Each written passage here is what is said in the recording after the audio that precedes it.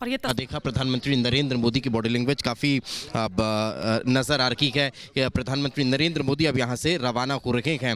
तस्वीरों में आपको साफ तौर पर नज़र आ रहा होगा वृंदावन बंगलोज की ये सीधी तस्वीर हम आप तक पहुँचा रखे हैं, जहाँ पर आपको दिखाई दे रहे हैं इस गाड़ी में प्रधानमंत्री नरेंद्र मोदी बैठ चुके हैं और अब वे यहाँ से रवाना हो रहे हैं। हालांकि अब वे यहाँ से सीधे दिल्ली के लिए रवाना हो रहे हैं, इस तरह की बातें कही जा रही है।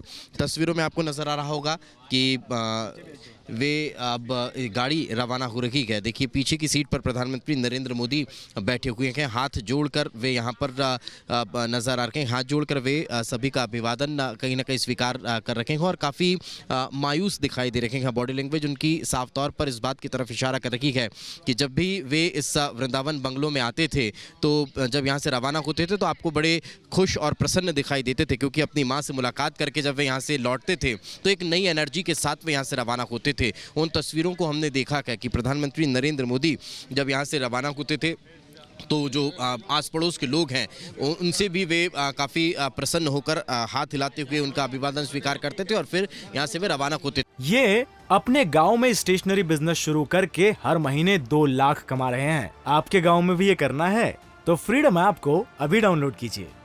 अब जो तस्वीरें यहाँ से उनकी बॉडी लैंग्वेज जो दिखाई दी वो काफ़ी मायूस नज़र आ रही थी और चूँकि जो जानकारी है वो ये बताई जा रही है कि यहाँ से अब सीधे दिल्ली के लिए वे रवाना हुए हैं। आपको बता दें कि प्रधानमंत्री नरेंद्र मोदी जब अपने पूरे दिन भर का शेड्यूल कंप्लीट करने के बाद यहाँ पर पहुँचे और फिर उन्होंने अपने परिजनों से मुलाकात की है। हालांकि जिस बात का जिक्र हो रहा है कि आखिर श्रद्धांजलि सभा को लेकर जो चर्चा है वो भी चल रही थी, लेकिन अभी इसको लेकर कोई अपडेट निकलकर सामने नहीं आया है कि आखिर श्रद्धांजलि सभा कब और कहां पर होगी। हालांकि इस तरह की चर्चाएं हैं, इस तरह की बातें कही जा रही है कि जो श्रद्धांजलि सभा है वो वड़नगर में भी हो सकती है या फिर यहां पर भी हो सकती है। लेकिन अभी आज जब प्रधानमंत्री नरेंद्र मोदी यहां पर पहुंचे थे तो अपने परिजनों से मुलाकात की थी और फिर अब उसके बाद वे यहां से रवाना हुए हैं। हिमानी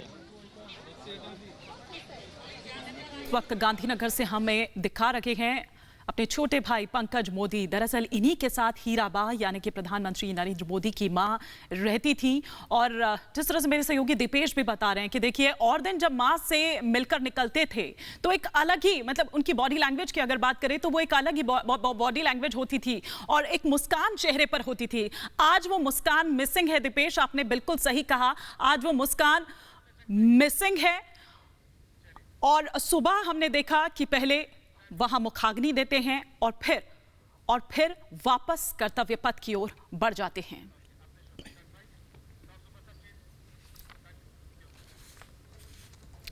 और वापस हम चर्चा में लौटेंगे, बात कर रहे हैं हम तुनिशा शर्मा मामले की। आचार्य जी आप उस वक्त कुछ कह रहे थे, मैंने रोक लिया था, आप कंप्लीट करिए फिर मैं बाकी गेस्ट का रुख करूंगी। जी मानी जी, आज जिस प्रकार से जो घटना घटी मैं कहूँगा उस पर हम सबको सबसे पहले श्रद्धांजलि देनी चाहिए हिरनबा को। जिस प्रकार से जो घटना घटी है और हमारे यशस्वी प्रधानमंत्री जी की माता जी का स्वर्गवास जो हुआ है उसके लिए हम उनको श्रद्धांजलि समर्पित करते हैं। ये अपने गांव में स्टेशनरी बिजनेस शुरू करके हर महीने 2 लाख कमा रहे हैं। आपके गांव में भी ये करना है तो फ्रीडम ऐप को अभी डाउनलोड कीजिए।